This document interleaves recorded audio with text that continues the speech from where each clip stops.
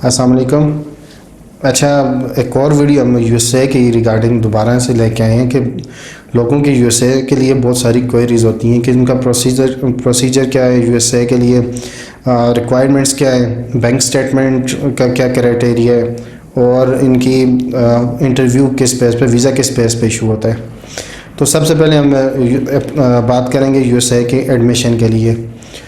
और एक और क्वेश्चन है जो ज़्यादातर लोग पूछते हैं कि यूएसए की ट्यूशन फ़ीस का क्या क्राइटेरिया, कैसे पे करनी है, बिफ़ोर वीज़ा पे करनी है या आफ्टर वीज़ा पे करनी है।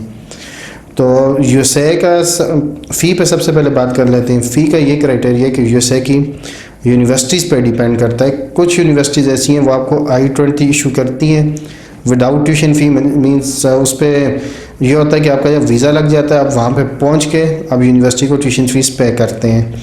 और कुछ यूनिवर्सिटीज़ ये हैं कि वो आपसे पहले जो भी मतलब मिनिमम जैसे 4,000 5,000 US डॉलर्स लेके वो आपको I-20 इशू कर लेती हैं। और उसमें ये होता है कि जिस यूनिवर्सिटी में आफ्टर वीज़ा आपने फ़ीस पे करनी है तो जब आप वहाँ पे पहुँच जाते हैं यूएसए में तो अपनी क्लासेस स्टार्ट करने से पहले आपको उन्हें ट्यूशन फ़ीस पे करनी पड़ती है, जो भी उनका मिनिमम डिपॉजिट होता है। इसके बाद हम बात करते हैं यूएसए की रिक्वायरमेंट क्या है।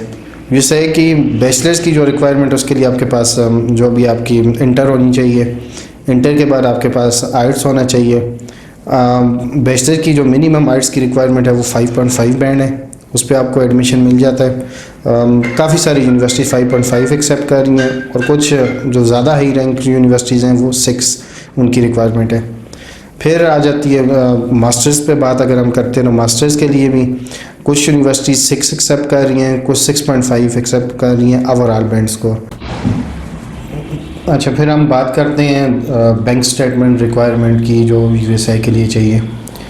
यूएसए के लिए वैसे तो आप यूनिवर्सिटी की ट्यूशन फ़ीस देखते हैं उस लिहाज से आपको बैंक स्टेटमेंट जो है अपनी रेडी करनी पड़ती है। और जो मिनिमम बैंक स्टेटमेंट चाहिए वो 5 to 6 मिलियन हो आपके पास तो वो अच्छी स्ट्रॉन्ग स्टेटमेंट है।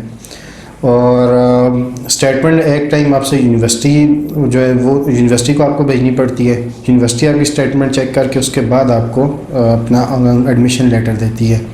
सेकेंड टाइम आपको एम्बेसी में जब आपका इंटरव्यू होता है उस टाइम पे आपको स्टेटमेंट लेटर चाहिए, बैंक स्टेटमेंट और अकाउंट मेंटेनेंस लेटर। और मेंटेन बैलेंस हो उसमें जो आपका क्लोजिंग बैलेंस है वो 5 to 6 मिलियन हो। वैसे तो ज़्यादा अच्छा है कि आपकी स्टेटमेंट 4 to 6 मंथ पुरानी हो तो वो तो बहुत स्ट्रांग है। और अगर इन केस आपके पास इतनी पुरानी स्टेटमेंट नहीं है फिर भी आपके पास स्टेटमेंट के ये कि आपकी अगर करंट स्टेटमेंट भी है तो आप वो कोशिश करें मैक्सिमम हो। और जिस दिन से मतलब आपने इंटरव्यू से पहले 15-20 दिन पहले की स्टेटमेंट हो तो वो भी चल जाती है और अच्छी स्टेटमेंट है।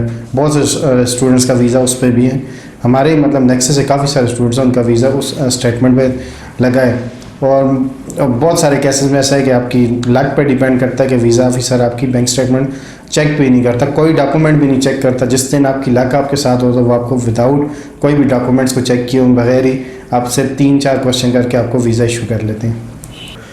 और सबसे पहले यूएसए का अप्लाई करने का जो प्रोसीजर है, एप्लीकेशन आप अपनी सबमिट करते हैं। एप्लीकेशन के बाद फिर आपकी वो I-20 आती है।